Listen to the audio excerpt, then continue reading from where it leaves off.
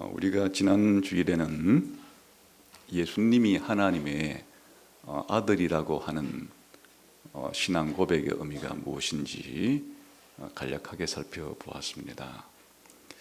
예수님을 우리가 하나님의 아들이라 이렇게 믿고 고백하는 것은 크게 두 가지의 의미가 있습니다. 첫째는 예수님이 메시아라고 하는 의미입니다. 구약 성경에서 다윗의 아들로 올 메시아를 하나님의 아들로 부르겠다 하는 하나님의 약속이 있습니다. 그래서 예수님을 우리가 하나님의 아들이라 부르는 것은 하나님께서 다윗에게 약속하신 것처럼 너의 아들을 내 아들로 부르겠다 하고 약속한 그분이 바로 예수님이라는 고백입니다. 그래서 예수님은 다윗의 아들로 메시아로 이 땅에 오신 하나님의 아들이시다. 그런 의미가 첫 번째는 담겨 있습니다. 그러나 두 번째는 예수님을 하나님의 아들이라고 고백하는 것은 예수님이 단순히 한 인간으로서 다윗의 아들로서 오신 메시아라 하는 의미를 훨씬 더 뛰어넘는 성부 하나님과 영원 전부터 함께 계셨던 하나님의 아들이라 하는 의미를 가지고 있습니다.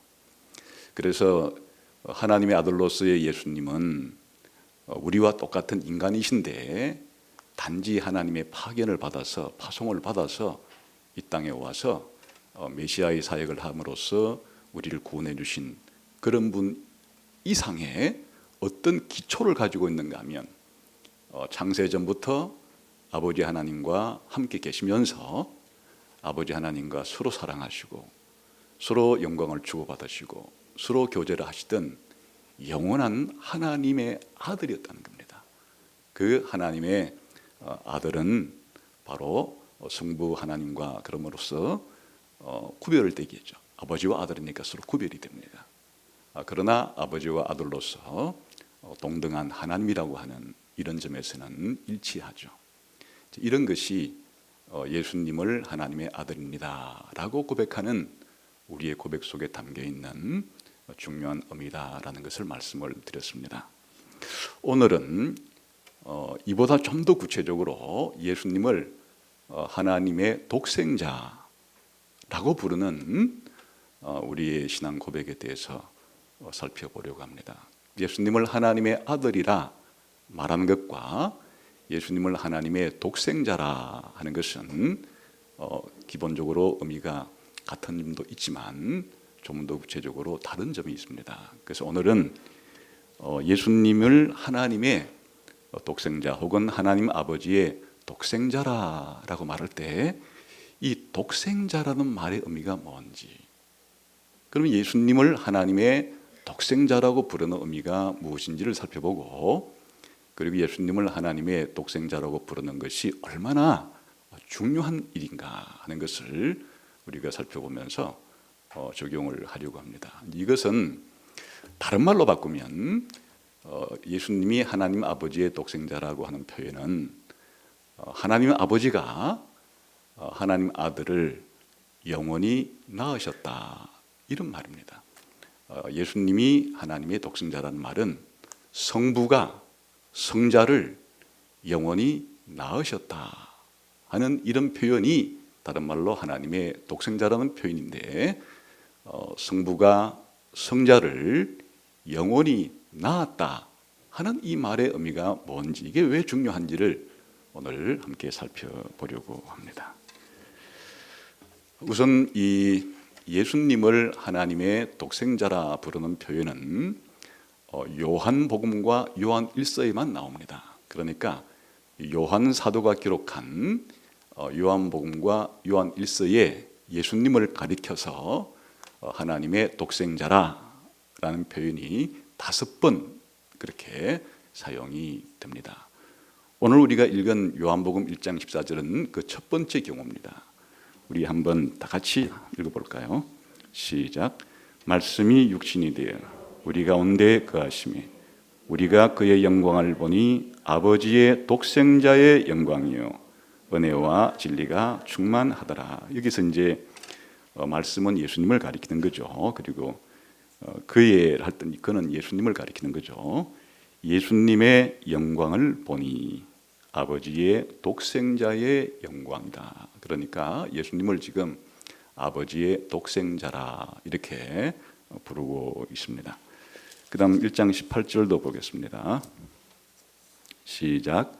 본래 하나님을 본 사람이 없어되 아버지 품속에 있는 독생하신 하나님이 나타내신다니라. 이게 예수님을 또 독생자라고 부르는데 아예 독생자 하나님이라고까지 이렇게 부르고 있습니다. 어쨌든 예수님을 독생하신 독생자라 이렇게 부르고 있죠.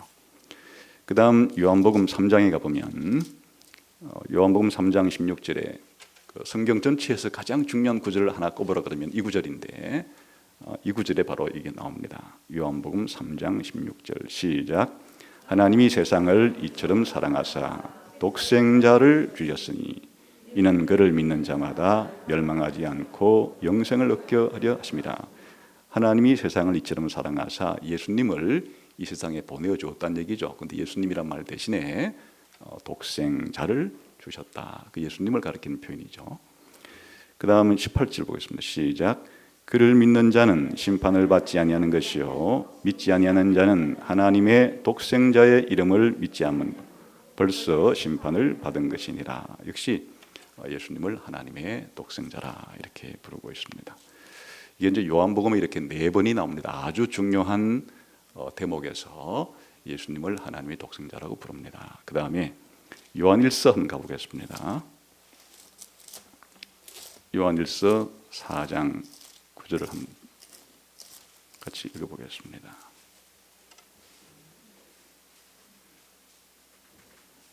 요한일서 4장 9절 시작.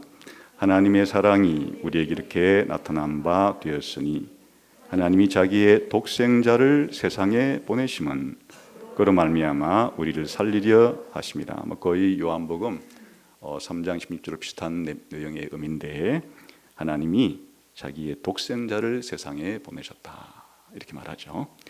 그래서 이렇게 예수님을 가리켜서 하나님의 독생자라 혹은 아버지의 독생자라 혹은 하나님 아버지의 독생자라 이렇게 부르는 표현이 5번에 걸쳐서 나옵니다. 근데 여러분이 아마 이제 성경을 읽다가 궁금한 분들이 좀 계셨을 겁니다. 독생자는 무슨 말이지? 잘 안 쓰잖아요. 우리가 우리 일상생활에서 쓰는 말이 아니죠. 독생자. 그냥 독자는 들어봤죠. 3대 독자. 이 독자라 그러면 외아들, 외동아들 그런 것이죠. 또 무남 동녀 할 때 동녀라 그러면 외동딸, 외딸 뭐 그렇게 한 거죠. 그러니까 독자라고 하면 우리가 흔히 쓰는 말이기 때문에 외동아들, 외아들 그게 뭐 그렇게 생소한 말은 아닌데 독생자라 하는 것은 그냥 독자가 아니에요. 지금 생이라고 하는 중간에 들어있는 생은 낳다라는 뜻입니다. 그러니까 독생자라는 말을 풀면 유일하게 낳으신 아들 그런 뜻이에요. 그 낳았다는 표현이 강조되는 겁니다. 그냥 예수님을 하나님의 외아들 이렇게 표현하는 것과 예수님을 하나님이 유일하게 낳으신 아들 이렇게 표현할 때의 중요한 차이점은 아버지가 아들을 즉 성부가 성자를 낳았다 하는 말에 강조가 있는 표현입니다. 그러니까 아버지가 아들을 낳았기 때문에 사실은 아버지는 예수님의 아들이 되는 거고 아들은 예수님의 아들이 되는 것이에요. 그런데 이제 이게 우리 사람들이 부모가 자식을 낳는 아버지가 자식을 낳는 것과는 차원이 다르죠. 그래서 그 차원이 다르다는 것을 뭔가 묘사하기 위해서 이제 우리 신학자들은 신앙 고백에서 성부가 성자를 영원히 낳았다. 영원이라는 말을 쓰는 겁니다. 그래서 이 거꾸로 말하면 성자의 영원한 출생. 이렇게 이제 영원이라는 말을 넣는 것은 사람이 다른 사람을 낳는 그런 출생과 성부 하나님이 성자 하나님을 낳았다는 표현인 그런 출생과는 근본적으로 차이가 있기 때문에 이제 그것을 뭔가 구별을 해야 될 필요가 있겠죠. 그래서 하나님 아버지께서 하나님의 아들을 영원히 낳으셨다. 이렇게 이제 영원이라는 말은 성경에서는 여기 없지만은 해석상 그렇게 붙여서 우리가 이해를 하고 또 설명을 합니다. 근데 여기에 이제 우리 개혁 성경에는 개정 성경에는 독생자라 이렇게 번역이 되어 있는데 사실은 이제 우리가 예배 시간에 사용하는 개역 개정 성경 아닌 다른 여러 성경들을 보게 되면 새번역이라든지 현대인의 성경이라든지 공동 번역이라든지 전부 다 외아들로 번역이 됐습니다. 외아들로. 외아들이라는 것은 그냥 독자 한자로 쓰면 그냥 독자로 번역을 했고 개역 개정 성경에서는 독생 생이라는 것을 강조해서 독생자라고 번역을 했습니다. 이것은 이제 한글 성경만 그런 것이 아니고 영어 성경에도 마찬가지예요. 영어 성경에서도 킹 제임스 버전이라고 부르는 우리가 1611년에 번역한 그 성경에는 only 비같은 그 only라는 말이 유일하게라는 뜻이고 비같은이라는 말이 나았다는 말인데 유일하게 나아지신 아들 이렇게 표현했고 이 킹 제임스 버전 성경 이외에 현대 모든 번역 성경들은 전부 다 그냥 only 혹은 one and only 그냥 유일한 아들 이렇게 이제 그 외아들이란 뜻이죠. 그렇게 번역을 했습니다. 이런 차이가 생기게 된 이유는 바로 이 독생자 혹은 외아들이라고 번역한 말의 원래 헬라어 성경 원어 성경의 단어가 모노게네스라고 하는 단어인데 이때 모노는 그 유일한을 가리키는 것이에요. 우리가 흔히 모노드라마 하면은 1인이 그 연기하는 그런 드라마를 그 모노 드라마라 그러죠. 그러니까 모노는 1인 유일한 그런 뜻이죠. 그러나 이제 모노 게네스 할 때 이 게네스라는 이 말이 어원적으로 무엇이냐 할 때 이제 두 가지의 해석이 있기 때문에 그런데 이 게네스라고 하는 말이 종류라는 그런 어원을 가지고 있다. 이렇게 이제 해석을 하는 사람이 있고 게네스라는 말이 겟나오 이렇게 해서 바로 나타라고 하는 그런 어원과 연결되어 있다. 이 해석의 차이 때문에 그런 거예요. 그러니까 모노게네스 할 때 이 게네스라는 의미가 그냥 종류라고 하는 이런 어원으로부터 왔다면 그이랑 유일한 이런 하나밖에 뜻이 없는 것이고 이 게네스라고 하는 말 자체가 바로 나타라고 하는 그런 어원에서 나왔으면 바로 유일하게 낳은 해서 독생이 맞는 것이에요. 그래서 이제 이런 차이가 있기 때문에 어원에 대한 이해가 달라서 해석이 달라졌다. 왜 달라졌느냐? 그래서 달라진 것이에요. 또다시 이제 두 번째 문제는 그러면 어원이 문제가 아니고 단어라는 것은 문장 속에서 사용이 되죠. 이제 단어가 문장 속에서 사용될 때는 우리가 사전을 보면 아시겠지만 그 사전에 1번부터 몇 번까지 쭉 이 사용되는 그 용례가 있습니다. 그 단어가 문장 속에서 사용되는 경우를 따져봐야 되겠는데 이런 경우에도 이 게네스라는 이 어간이 붙어서 혹은 전미사로 붙어서 사용되는 말 가운데 어떤 경우에는 이 게네스라는 말이 붙었을 때 종류 이런 의미로 해석이 되는 문맥도 있고 또 어떤 경우에는 아버지가 낳은 바다가 낳은 이런 식으로 낳았다는 그런 의미를 가지는 것으로 용례가 나오기도 하는 이 또 팽팽한 것이에요. 이 용례 차이가.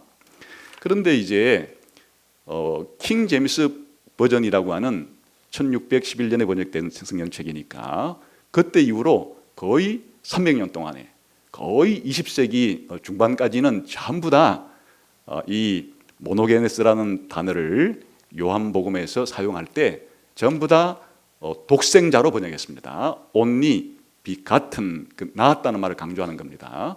유일한도 강조하지만 또 하나의 강조는 낳았다는 것을 함께 강조하는 거예요. 모노도 강조하지만 낳았다는 것도 강조하는 그런 독생자라고 했는데, 이제 그 20세기에 들어와서 일단의 몇몇 학자들이 좀 복잡한 거기 때문에 간단히 말씀드리면 이거를 독생자라고 번역하기보다는 그냥 독자로 번역해야 된다, 이런 주장을 했는데, 이런 주장을 많이 받아들인 학자들이 오늘날 대부분 그렇게 독자보다는 독생자보다는 독자 번역을 선호하고 이제 영어 성경들도 대부분 그걸 따랐습니다. 그러나 이제 이 주제가 너무 중요한 주제이기 때문에 사실은 오늘날도 계속 이 학자들이 연구를 하고 있고, 또 논문으로 어느 번역이 더 적합하냐라는 그런 연구들을 많이 합니다. 그래서 제가 가장 최근에 본 2017년에 쓴 이 주제를 가지고 쓴 논문을 보게 되면 훨씬 더 무게 중심이 어원적으로나 혹은 용례적으로 볼 때 독자보다는 독생자 쪽이 훨씬 많다는 그런 이제 연구 결과를 본 적이 있는데, 그것은 사실 이제 6세기 때까지 헬라어로 기록된 모든 문헌들이 지금은 다 전산화되어 있습니다. 그래서 전산화가 되어 있기 때문에 이 게네스라는 말이 붙어 있는 그런 단어들을 전부 찾아낼 수가 있어요. 그래서 전부 다 컴퓨터를 가지고 찾아내어 가지고 이제 이런 용례를 분석을 해보고 이렇게 이제 한 거에 의하면은 이 모노게네스의 게네스가 이 종류라고 하는 이런 의미로 사용된 경우는 한 11% 정도, 그리고 한 55% 이상은 훨씬 더 나았다라는 의미를 가지는 것으로 쓰인다는 것이니까 숫자로 보면은 독자보다는 독생자 번역 쪽이 훨씬 더 비중이 높아요. 그리고 용례로 보게 되면 훨씬 더 독자보다는 독생자의 용례가 훨씬 더 많습니다. 그래서 이 게네스와 관련된 이제 이 표현 자체가 이렇게 어원적으로나 용례적으로 그렇게 이제 어쨌든 간에 100% 전부 다 only로만 다시 말하면 유일하다고만 번역될 수 있느냐, 그리고 이 100% 유일하게 나으신이라고 되어 있느냐 하면 성부가 날 텐데, 어쨌든 어원적으로나 용례적으로 두 가지 가능성이 다 있기 때문에 이것만 가지고 딱 잘라서 어느 쪽이 확실하다라고 말할 수는 없어서 성경 번역에도 어쨌든 독생자라고 된 번역 성경이 있고 또 독자라고 번역한 외아들로 번역한 성경이 지금 있다, 그런 정도면 아시면 되겠죠. 그런데 저는 이제 이런 논쟁들을 살펴보면서 훨씬 더 독자보다는 원래 우리 개역개정 성경의 번역, 이 모노게네스의 번역에 있어서는 훨씬 더 비중이 무게를 따져볼 때 더 맞을 가능성이 훨씬 더 높다, 이렇게 생각을 하는 편이고요. 그 다음에 이제 이렇게 생각하는 결정적인 세 번째 증거가 있는데, 어원과 용례적으로 보더라도 독자보다는 독생자 편이 훨씬 더 최근 연구에 의하면 더 비중이 높지만은 또 단어의 의미를 결정하는 중요한 것은 문맥이거든요.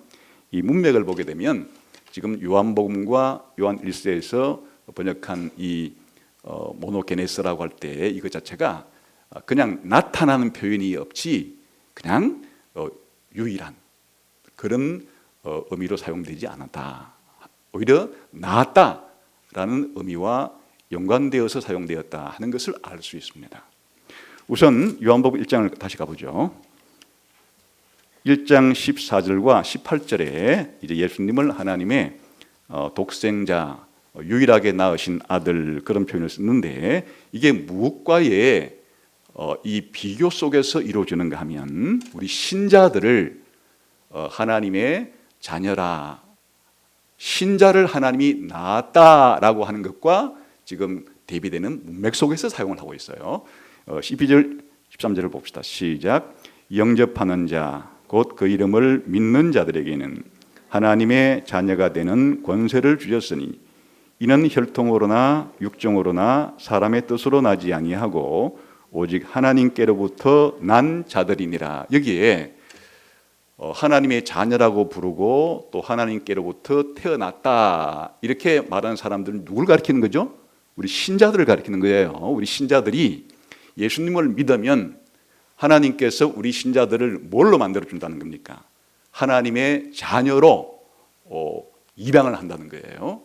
그런데 하나님의 자녀로 입양을 하는 것인데 이것을 표현하기를 하나님께로부터 났다 이렇게 표현하는 것이에요. 여기에 대비해서 비교해서 바로 예수님은 하나님의 아들이긴 아들인데 어떤 아들인가 하면 유일하게 낳으신 아들이다 하는 의미로 지금 문맥적으로 사용이 되는 것이에요. 신자들도 은유적으로 말하면 비유적으로 말하면 하나님이 입양을 해서 하나님의 아들로 불렀으니까 하나님이 낳았다 이렇게 비유적으로 말하지만 이런 것과는 차원이 다를 정도로 예수님은 하나님께서 본래 영원히 낳으신 아들이다 그런 의미의 대비 속에서 지금 독생자라고 하는 표현이 예수님께 적용되고 있다. 문맥적으로는 좀 그런 것이에요. 그 다음에 3장도 가보겠습니다.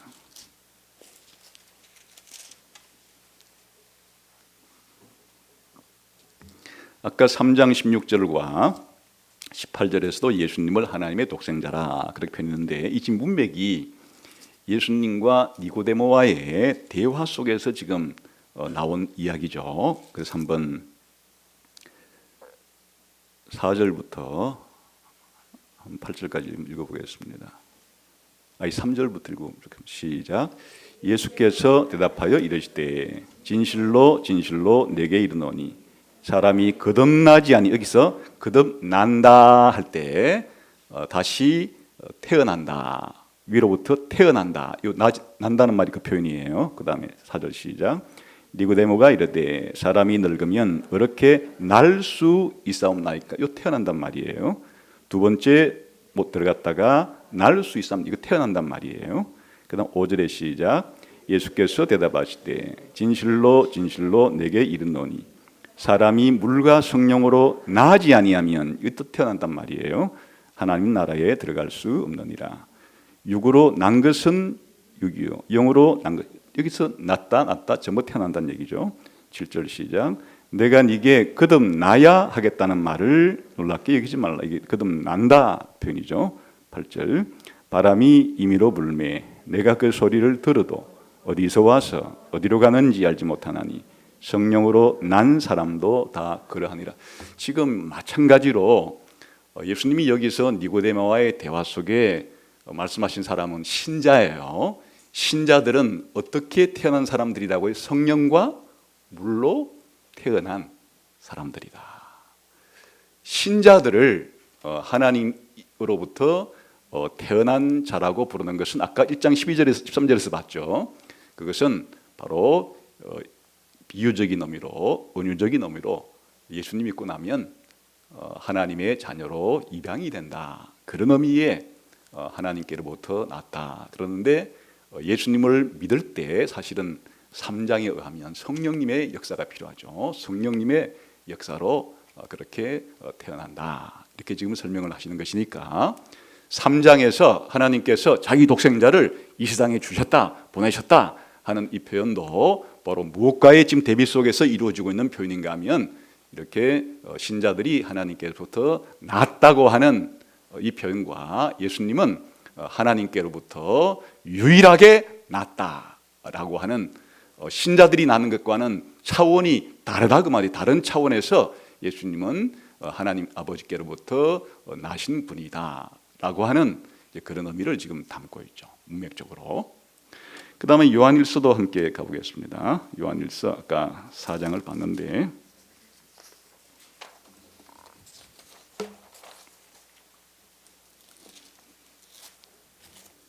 요한일서 4장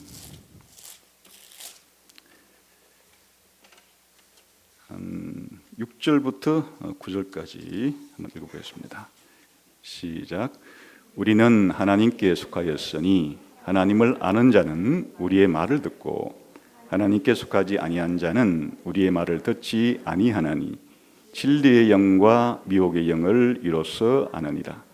사랑하는 자들아, 우리가 서로 사랑하자. 사랑은 하나님께 속한 것이니 사랑하는 자마다 하나님으로부터 나서 하나님을 알고 사랑하지 아니하는 자는 하나님을 알지 못하나니 이는 하나님은 사랑이심이라. 하나님의 사랑이 우리에게 나타난 바 되었으니 하나님이 자기의 독생자를 세상에 보내심은 그로 말미암아 우리를 살리려 하심이라. 여기서도 신자들을 바로 하나님을 사랑하는 자들인데, 하나님을 사랑하는 자는 하나님께로부터 났다, 태어났다.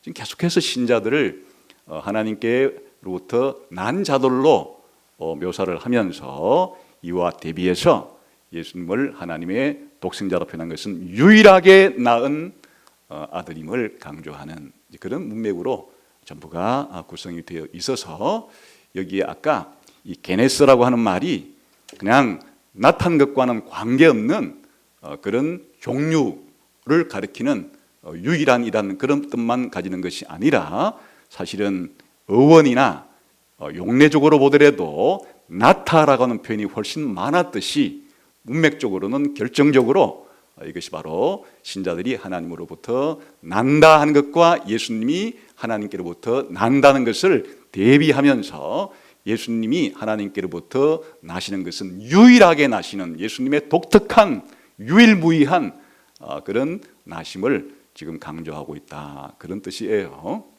그래서 여기서 이제 중요한 사실은 독생자라는 표현이 그냥 표현이 아니다, 그냥 독자라는 표현과는 차원이 다른 그런 표현이라는 것을 알 수 있는데, 그 차원이 다르다는 것은 하나님이 예수님을 낳았다라는 말을 아주 강조하는 그런 용어로서, 그냥 예수님이 하나님의 외아들, 유일한 아들, 독특한 아들, 그런 의미를 더 중요한 강조점을 부여해서 성부가 성자를 낳았다, 유일하게 낳았다. 그 신학자들이 영원이라는 말 붙여서 성부가 성자를 영원히 낳으신 아들, 이렇게 우리가 이해를 이제 한다.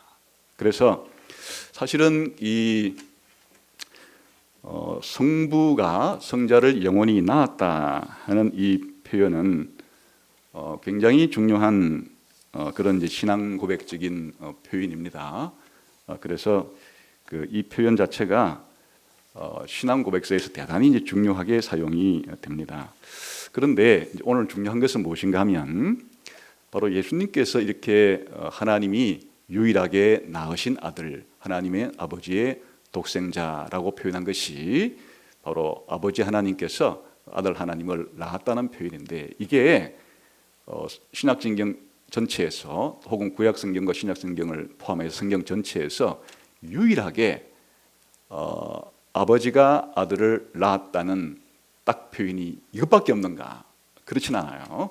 그렇지는 않고, 구약 성경에서 이제 시편 2편 7편을 보면 하나님께서 그 다윗 후손의 아들들에게 하는 말인데, 내가 너를 낳았다, 이런 표현이 나와요. 내가 너를 낳았다.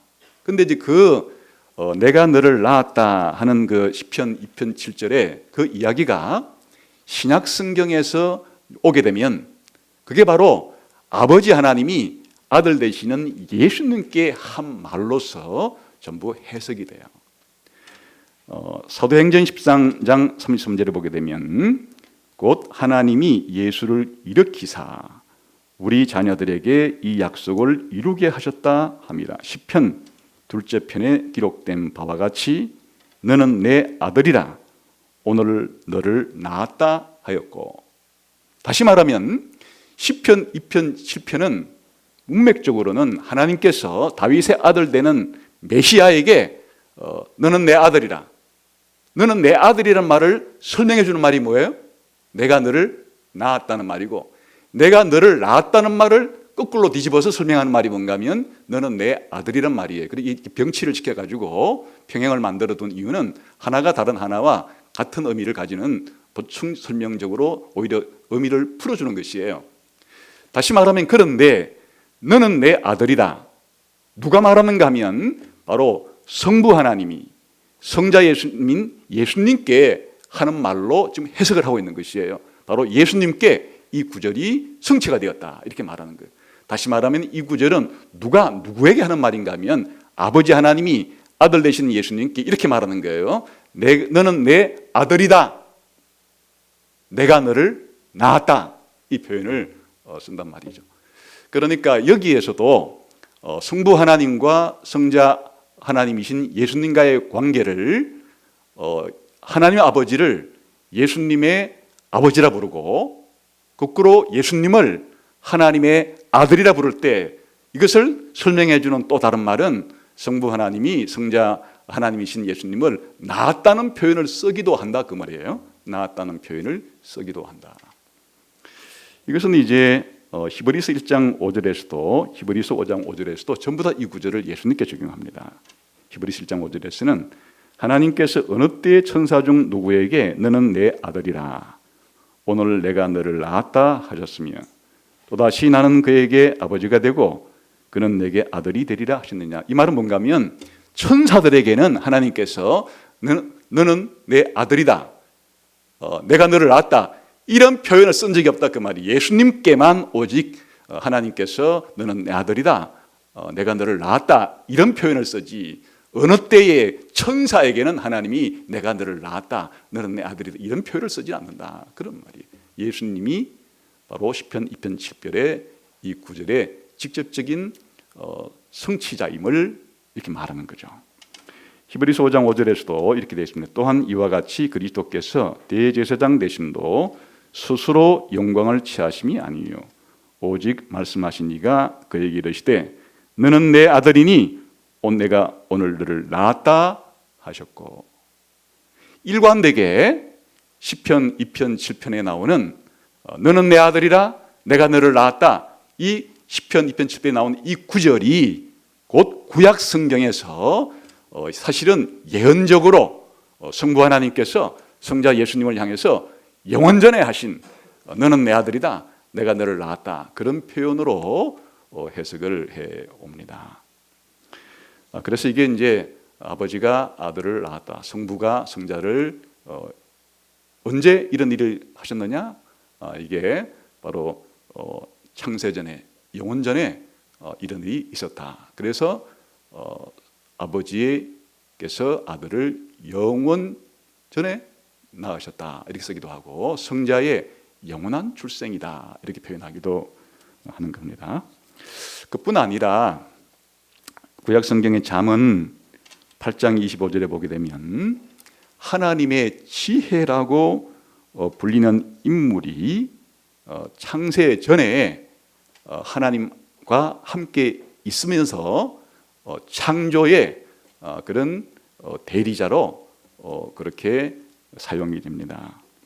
산이 세워지기 전에 언덕이 생기기 전에 내가 이미 났으니 이게 지금 잠언 8장에서는 지혜를 이렇게 불러요. 하나님의 지혜를 의인화시켜서 부르는데 이 하나님의 지혜가 창세 전부터 누구와 좀 함께 계시는가 하면 산이 생기기 전 바다가 생기기 전 창세 전에 아버지와 함께 있다가 내가 낳았다 이런 표현을 쓰는 거예요. 그런데 신약 성경에 오게 되면 바로 이 하나님의 지혜를 또한 누구에게 적용하는가 하니까 예수님을 하나님의 지혜라 이렇게 부릅니다. 많은 구절들이 있는데 대표적으로 한두 구절만 소개해드리면 고린도전서 1장 24절 30절을 보게 되면 오직 부르심을 입은 자들에게는 유대인이나 헬라인이나 그리스도는 하나님의 능력이요 하나님의 지혜다. 예수님을 뭐라고 부르는가 하면 하나님의 지혜다 이렇게 불러요.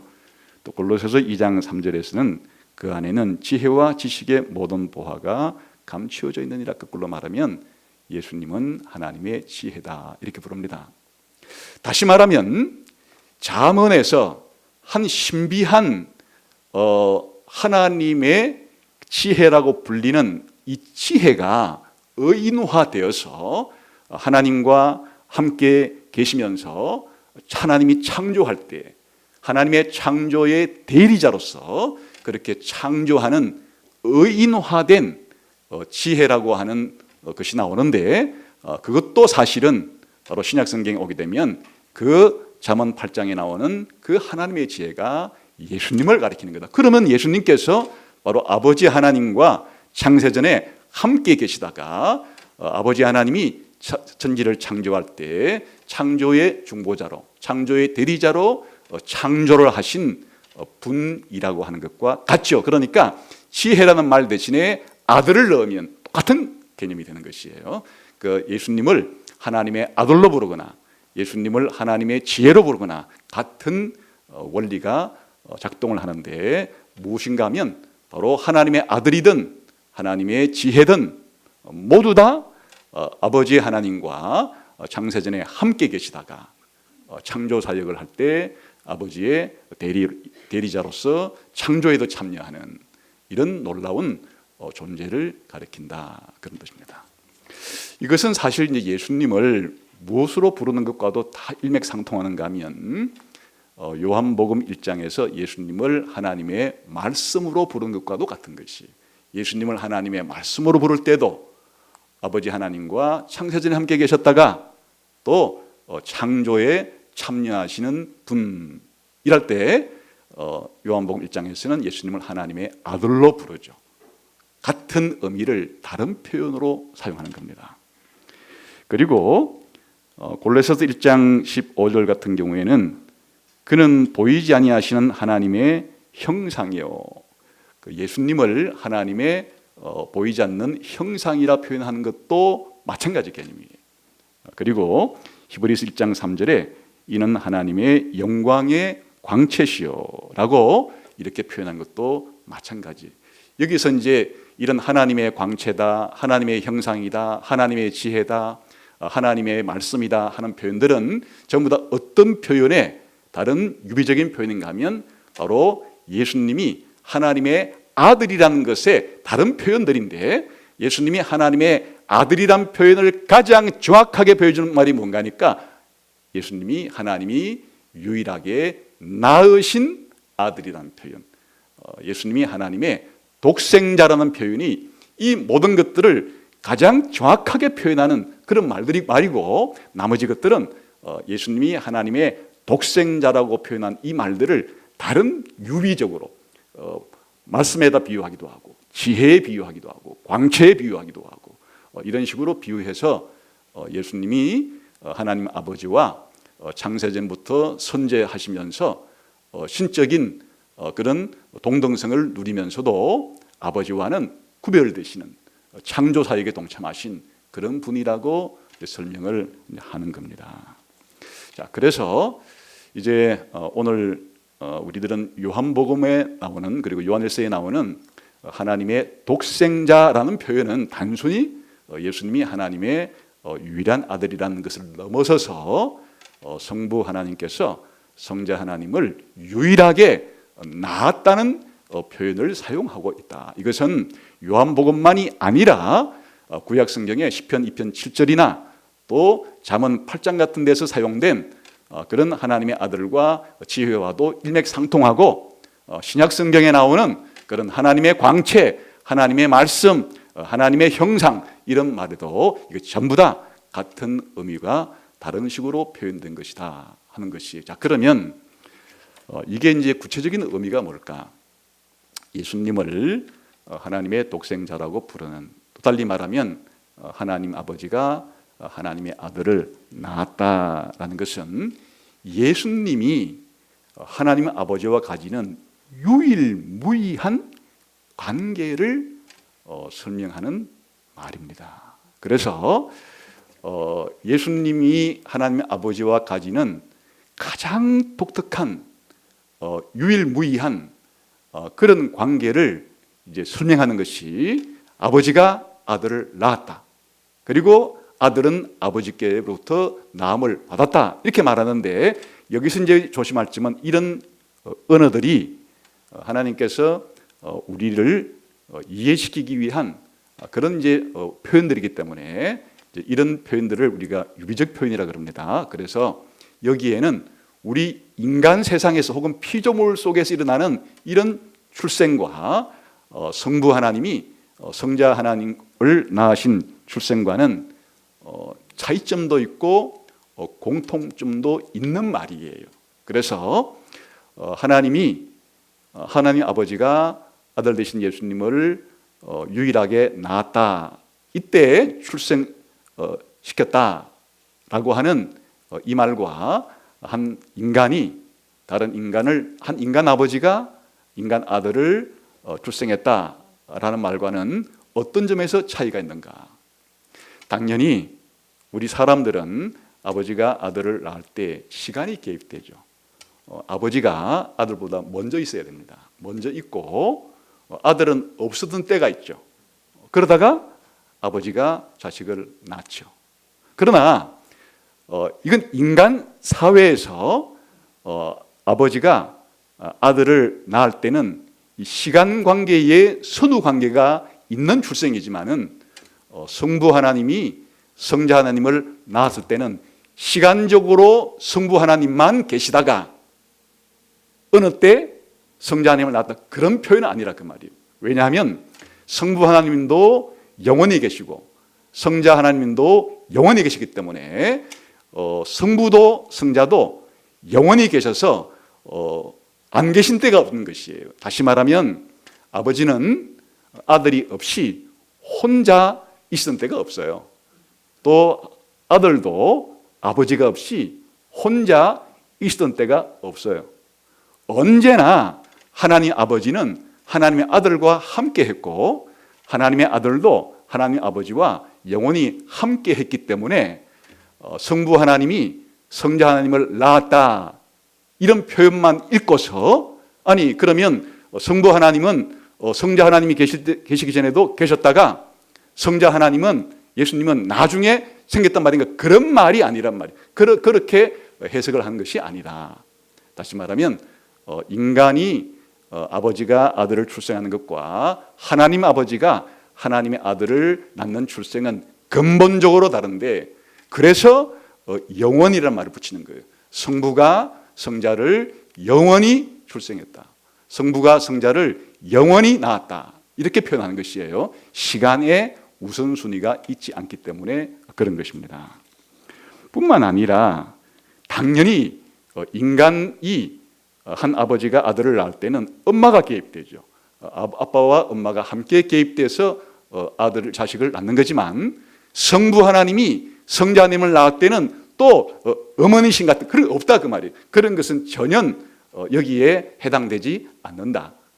왜냐하면 그냥 인간이 다른 인간을 출생할 때와 하나님 아버지가 하는 아들을 낳을 때는 근본적으로 다른 개념이기 때문에 그런 것은 개입하지 않는다, 그런 말이에요.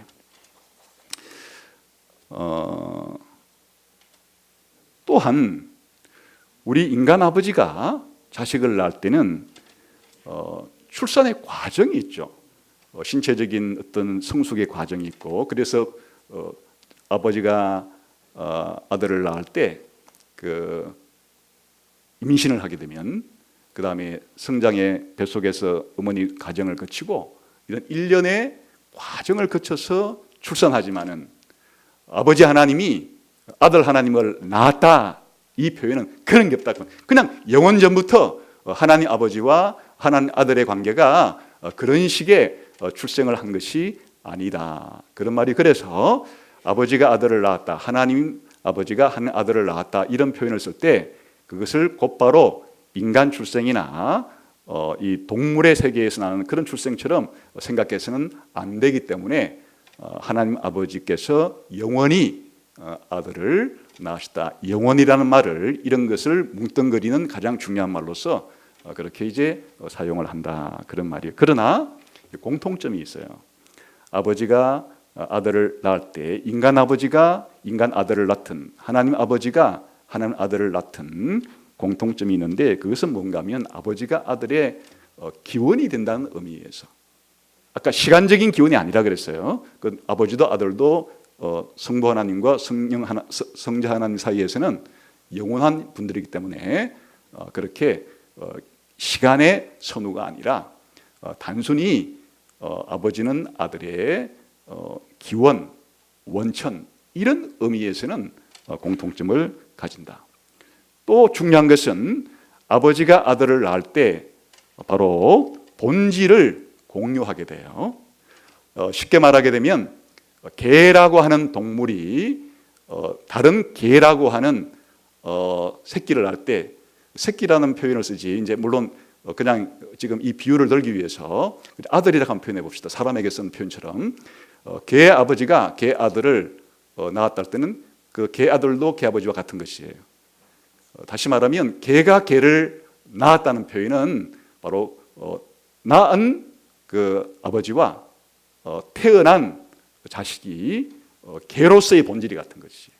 소도 마찬가지예요. 소가 소를 낳은 경우는 아버지 소가 아들 소를 낳았을 때 아버지 소나 아들 소나 소라고 하는 본질이 같아요.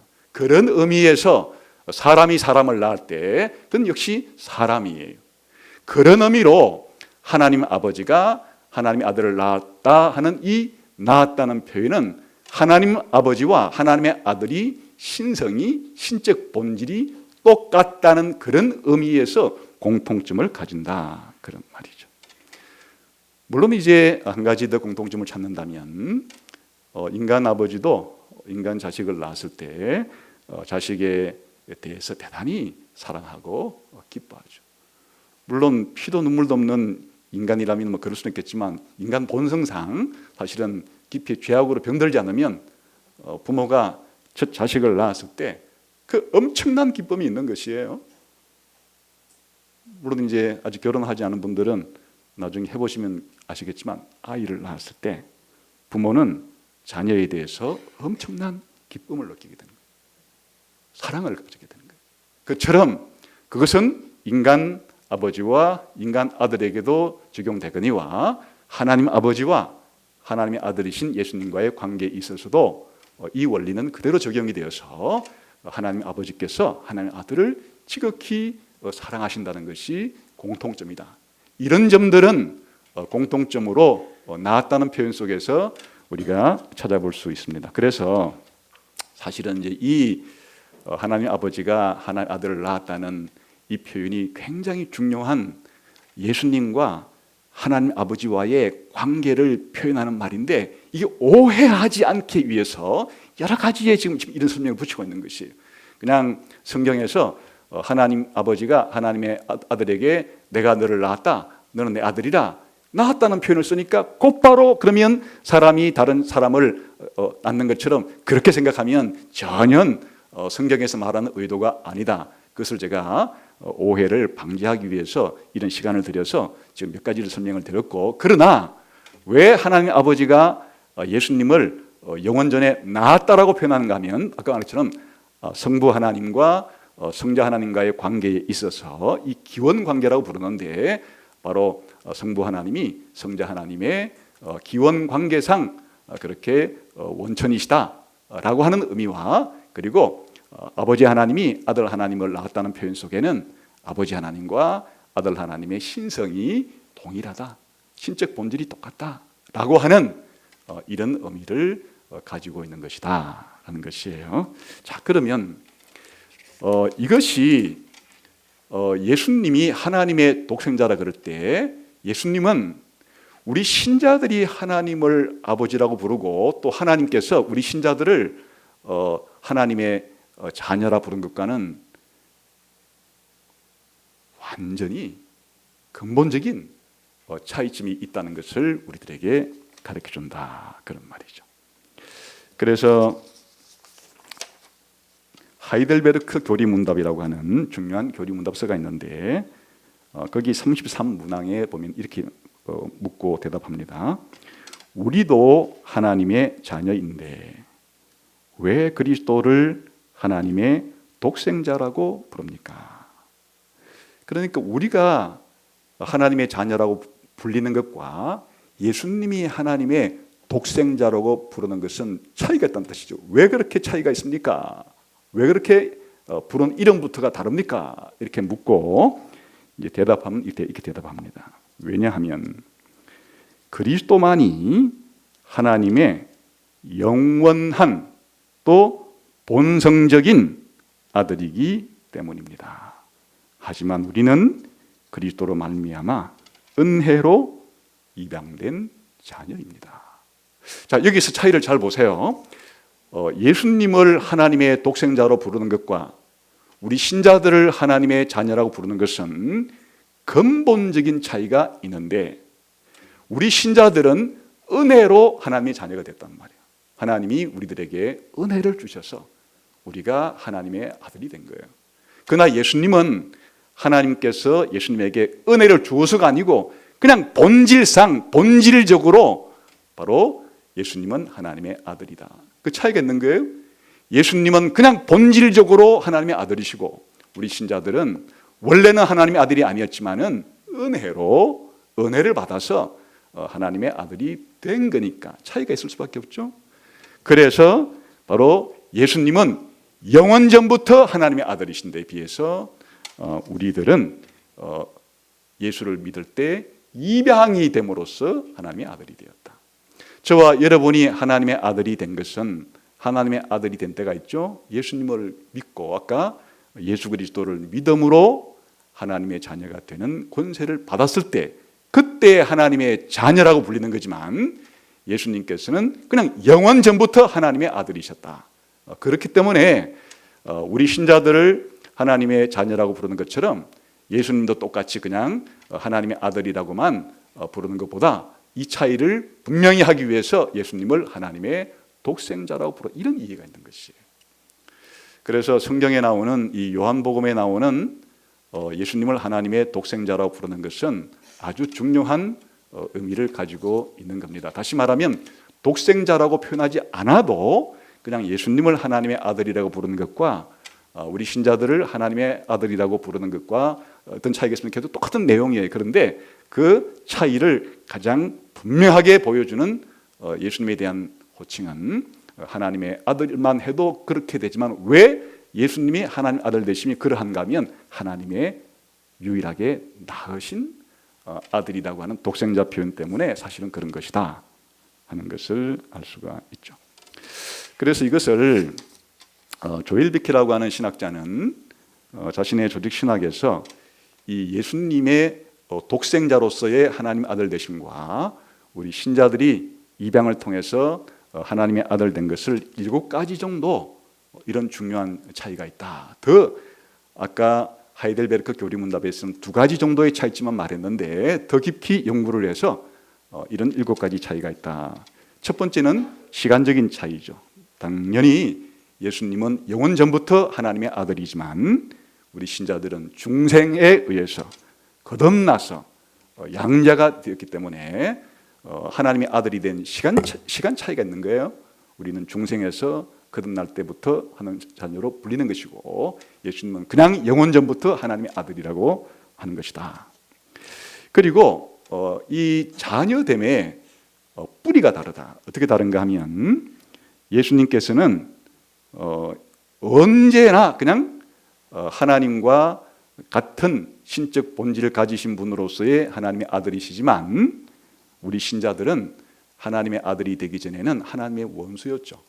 하나님의 원수였던 자들인데 우리를 하나님의 아들로 만드셨으니까 우리의 원체는 하나님의 아들이 되기 전에는 하나님의 원수였어요. 그런데 예수님은 그냥 영원 전부터 아버지와 동일한 본성을 가지고 계셨던 분이었어요. 이 차이가 있는 거죠. 그 다음에 아들의 정체성만 보더라도 우리 인간들은 피조되고 그 아주 제한적 의미에서의 하나님이 하나님 형상이라 이렇게 불러주는 뿐이에요. 하나님의 닮은 점이 있기 때문에 아주 제한적인 의미에서 하나님의 형상이라 이렇게 부르지만은 예수님을 하나님의 아들이자 하나님의 형상이라고 부르는 것은 아버지 하나님과 동일한 신적 본성을 가지신 무한하신 하나님의 형상으로서의 그런 하나님의 아들이다. 차이가 있다. 그런 말이죠. 뿐만 아니라 아들이 된 토대도 다르다. 어떻게 다른가 하면 우리 신자들은 오직 예수님을 믿어서 하나님의 아들이 되었지만은 예수님은 우리와는 아무 관계 없이도 그냥 우리와는 상관없이 영원한 하나님의 아들이신 점이 다르다. 그 다음에 이 유일함, 독특함도 다른데 우리 신자들에게는 많은 형제들이 있죠. 지금 우리 교회만 하더라도 수많은 하나님의 자녀들이 있고 전 세계적으로 역사적으로 엄청난 수의 신자들인 하나님의 자녀들은 엄청나게 형제자매들이 많지만은 예수님께는 그런 게 없다. 그 예수님은 오직 유일한 하나님의 아들이시다. 그리고 지위상으로도 우리 신자들은 하나님의 종들이죠. 또 더 구체적으로는 넓게는 피조물이기도 하죠. 하나님의 피조물이기도 하고 종들로서 하나님의 자녀라고 불리지만 예수님은 주님으로서 하나님으로서 하나님의 자녀라고 부르는 것이니까 완전한 신분과 지위가 다르죠. 그리고 하나님의 자녀가 된 방법도 아까 말했지만 우리 신자들은 은혜로 하나님의 자녀들이 되었지만은 예수님은 본성으로 하나님의 아들이 되었다. 왜 이렇게 구분하는 것인가요? 이 구분은 이렇게 하는 이유는 예수님의 이 독특한 그 인격 때문에 그런 거죠. 예수님의 이 독특한 인격은 성부 하나님과의 유일무이한 관계를 가지고 계시는 그런 분인데 어떤 관계를 가지고 계시냐? 하나님은 예수님의 아버지라고 불리고 예수님은 아버지의 아들이 부르는 이 관계는 아버지 하나님과 하나님의 아들이신 예수님과 관계밖에는 우주에 없는 것이에요. 이 독특한 관계를 표현하는 말이 하나님의 독생자라는 표현이고 그 하나님의 독생자라는 표현을 좀 순화시키게 되면 그냥 하나님의 아들이다. 그런 정도로 표현이 되는 겁니다. 자, 그러면 마지막으로 그러면 예수님이 이렇게 하나님의 독생자이시고 또 아버지 하나님이 예수님을 영원전에 낳았다라고 하는 이것이 그럼 뭐 그렇게 중요하단 말인가 하는 것이에요. 여기서 우리의 모든 것이 여기로부터 출발되기 때문에 그렇습니다. 이렇게 생각해 봅시다. 우선 우리가 이제 관심이 제일 많은 것은 우리의 구원 문제예요. 죄 용서도 받고 또 마음의 평안도 얻고 용기도 얻고 또 거룩하게도 되고 또 장차 영생도 하고 사실 우리가 가장 관심이 많은 것은 내가 받은 구원 문제죠. 내가 필요한 우리의 관심은 거기에 머물러 있을 수가 있어요. 그런데 가만히 생각해 보세요. 하나님께서 우리를 죄를 용서해 주시고 또 우리에게 용기도 주시고 소망도 주시고 거룩하게도 만드시고 또 장차 부활도 시키시고 영생도 주시고 하는 것은 무엇 때문에 무엇을 근거로 이렇게 이것들을 다 주시는 겁니까? 예수님이 우리를 위해서 하신 일 때문이에요. 예수님이 이 세상에 태어나시고 예수님이 공생애 동안에 수많은 사역들을 하시고 십자가에 죽으시고 부활하시고 성천하시고 재림하시고 전부 다 예수님이 하신 일, 예수님이 하신 사역 때문에 우리에게 생겨나는 모든 구원이 생기는 것이니까 우리의 구원의 뿌리를 찾아 들어가게 되면 곧 무엇에 이르게 되는 것이에요? 예수님이 우리를 위해서 해 주신 일에 뿌리를 두고 있는 겁니다. 그런데 예수님께서 이 세상에 태어나시고 우리를 위해서 죽으시고 부활하시고 하신 예수님이 우리를 구원하시기 위해서 행하신 일들의 뿌리를 캐 들어가면 예수님의 인격에 이르게 됩니다. 예수님이 완전한 하나님이기도 하시고 완전한 인간이기도 하신 신성과 인성을 결합해 가지고 계시는 예수님의 독특한 이 인격 때문에 예수님이 하나님이기도 하시고 인간이기도 한 이 예수님의 독특한 유일무이한 예수님의 인격 때문에 예수님이 하신 일들이 우리의 구원을 이루는 것이에요. 그러니까 예수님이 하신 일, 오늘 찬송 찬양대의 찬송이 바로 예수님이 하신 일만을 중심으로 불렀던 거예요. 나 대신에 눈물 흘리고 나 대신에 고통받으시고 나 대신에 죽고 그러나 나 대신에 죽고 나 대신에 고통받고 나 대신에 눈물을 흘린 것이 왜 우리의 마음을 평안하게 하고 죄를 용서하고 우리를 기쁘게 하는가? 그건 예수님이 완전한 하나님이기도 하시고 완전한 인간이기도 한 이런 중보자이기 때문에 예수님이 하신 이것들이 우리의 구원의 모든 결과들을 가지고 오게 된 것이에요. 자, 그러면 예수님의 이 인격, 예수님이 신이시다고 하는, 예수님이 신성을 가지고 있다고 하는 예수님의 이 하나님 되심이 마지막 뿌리인가? 그렇지 않죠. 예수님이 완전한 신성을 가지고 계시는 하나님이라는 것을 생각하는 순간에 하나님이신 아버지와 하나님이신 성령님과의 관계는 어떠한가 하는 문제의 뿌리로 거슬러 올라가게 되는 것이에요. 다시 말하면 성부 하나님도 하나님이시고 성자 하나님이신 예수님도 하나님이시고 성령 하나님도 하나님이시라고 하는 이 삼위일체 하나님으로부터 모든 것이 출발해서 우리의 구원까지 이르게 된 것이에요. 그러니까 결국에는 성경에 나오는 모든 내용들의 모든 뿌리를 거슬러 올라가게 되면 바로 아버지 하나님과 아들 하나님과 성령 하나님의 이 삼위일체 하나님이 존재하시기 때문에 바로 예수님도 신성을 가지고 계시고 인성도 가지고 계시는 그러한 중보자가 될 수 있었고, 예수님이 중보자가 되셨기 때문에 바로 우리의 구원을 위한 사역을 할 수 있었고, 예수님이 우리를 위해 행하신 사역 때문에 우리의 구원이 다 일어나게 된 것이에요. 그러니까 왜 아버지 하나님이 아들 되신 예수님을 영원히 낳았다는 중요한가? 바로 이 문제 때문에 모든 것의 출발점이 바로 아버지와 아들과 성령의 구별되기도 하시면서 하나 되심이라고 하는 이 삼위일체 교리, 사실 교리 이전에 아버지와 아들과 성령이 영원히 함께 구별되시면서도 동일한 하나님, 한 하나님이라고 하는 이 사실의 기초에서 예수님도 성육신했을 때 하나님이기도 하시고 인간일 수도 있는 것이고, 예수님이 하나님이기도 하시고 인간이기 때문에 중보자가 될 수 있었고, 예수님의 중보자 되심 때문에 우리를 위한 선지자 사역 혹은 제사장 사역, 왕적인 이런 메시아 사역을 함으로써 우리의 모든 구원이 이루어질 수가 있게 된 것이다. 다 연결되어 있다 그 말이죠.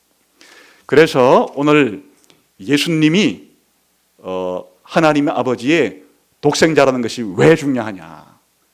하나님 아버지가 하나님의 아들을 영원히 낳았다고 하는 이런 성경의 중요한 교리가 왜 중요하냐는 것은 바로 첫 번째 요한복음 1장 1, 2절이 잘 보여주고 있죠. 그것은 바로 이 하나님의 말씀이기도 하고 하나님의 독생자이기도 하신 예수님이 요한복음 1장 1, 2절에 의하면 어떤 분으로 지금 소개가 되고 있어요? 바로 아버지 하나님과 함께 구별되면서 계신 분으로서 아버지 하나님과 동등한 하나님이기도 하시다는 것을 말해주는 것이 바로 예수님이 하나님의 독생자라는 말의 의미예요. 예수님이 하나님의 독생자라, 예수님이 하나님의 유일하게 낳으신 아들이라는 말의 첫 번째 중요한 의미는 하나님의 독생자로서의 예수님은 하나님 아버지와 구별되시면서도 하나님으로서 동등한 분이시라는 그런 표현이다 그 뜻이에요. 두 번째는 바로 예수님께서 하나님의 독생자라는 표현은 그렇기 때문에 바로 예수님이 신성을 가지고 계시고 다른 피조물과는 구별되시는 분이다라는 의미예요. 예수님이 하나님의 독생자라는 의미가 예수님이 하나님이란 뜻이죠. 예수님의 신성을 가졌다는 뜻이기도 하고, 그렇기 때문에 다른 피조물과는 다르다는 뜻이에요.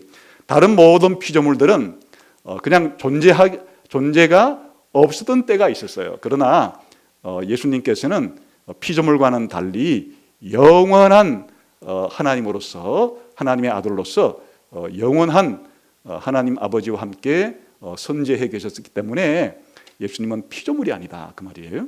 예수님은 창조주지 피조물이 아니다. 그래서 요한복음 1장 3절에서는 어떻게 말하고 있어요? 바로 이 말씀이 바로 온 세상을 창조했다. 그 말씀은 하나님의 독생자에게 그대로 적용이 되는 거죠.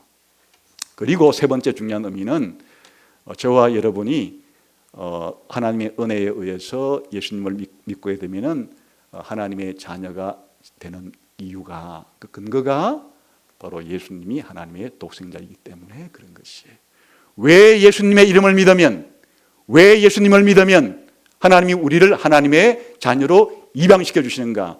그것은 예수님이 하나님의 독생자이기 때문에, 예수님이 하나님의 독생자라는 것을 우리들에게 예수님을 믿으면 2차적으로 적용시키기 때문에 그런 것이에요. 그것이 요한복음 1장 12절과 13절에 바로 예수의 이름을 믿으면 하나님께서 우리를 하나님의 자녀로 만들어주시는 이유인 것이, 다시 말하면 예수님이 하나님의 독생자가 아니었더라면 가정인데 저와 여러분이 하나님의 자녀가 되는 일도 없었어요. 저와 여러분이 하나님의 자녀가 되어 온갖 은혜를 받고 영원한 천국을 상속받게 되는 것은 사실 원래 예수님이 하나님의 독생자로서 이 우주를 하나님께로부터 상속받도록 그렇게 창조된 것이었는데, 예수를 믿음으로, 예수님과 연합됨으로 예수님은 하나님 아버지가 예수님에게 주시고자 했던 그것을 일부 예수님 믿는 우리 신자들에게도 주시기 때문에 우리가 하나님의 자녀라 불릴 수가 있게 되었고, 하나님의 자녀로서 온갖 혜택을 받을 수가 있게 되었다. 예수님이 하나님 아버지의 독생자라고 하는 것이 삼위일체 교리의 핵심이고, 예수님의 신성 교리의 핵심이고, 예수님이 우리를 구원하신다는 교리의 핵심이 되는 표현이에요. 그래서 단순하게 예수님을 하나님의 독생자라 그래 부르는 것이 아니에요. 예수님을 하나님의 독생하신 아들이라고 부르는, 혹은 하나님의 독생자라고 부르는 것 속에는 성경 전체에서 말하는 삼위일체 하나님의 가장 중요한 아버지 하나님과 아들 하나님 사이의 구별성과 동등성을 표현하는 말이자, 그리고 예수님이 어째서 신성과 인성을 동시에 가질 수 있는 분인가를 알려주는 것이고, 더 나아가서 예수님이 이와 같이 신성과 인성을 가지신 이 중보자로서 우리를 위한 구원 사역의 결과로서 우리가 하나님의 자녀로 입양될 수 있는가라고 하는 근거를 보여주는 것이기도 하다. 이 심오한 한마디에 삼위일체의 핵심과 예수님의 신성, 예수님의 인격과 사역의 핵심과 구원론의 핵심이 달려있는 참으로 중요한 한 언급이, 한 표현이 예수님을 하나님 아버지의 독생자라고 부르는 예수님의 칭호다 하는 것이죠. 그래서 우리가 예수님과 하나님 아버지와의 관계를 이렇게 살피는 이유가 사실은 우리의 구원의 뿌리가 되기 때문에 그렇고, 우리의 구원의 기초가 여기에 놓여있기 때문이다. 그래서 하나님 아버지를 찬양하게 되면 하나님의 아들을 찬양하게 되고, 하나님의 아들 예수님을 찬양하게 되면 하나님 아버지를 찬양하게 되는, 왜냐? 하나님 아버지와 하나님 아들인 예수님의 관계가, 예수님은 하나님 아버지의 독생자이기 때문에 그렇다. 이것이 여러분이 가지는 중요한 신앙의 기초가 되시고, 또 여러분이 살아갈 때 엄청나게 여러분을 능력 있고 힘 있게 만들어주는 복음이 되시기를 주님의 이름으로 축원합니다. 기도하겠습니다.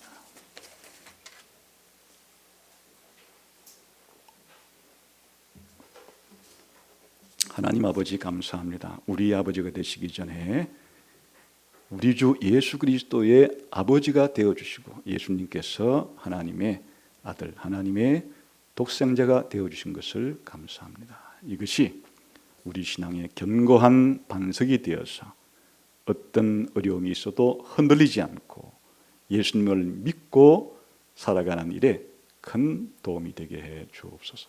예수님 이름으로 기도하옵나이다. 아멘.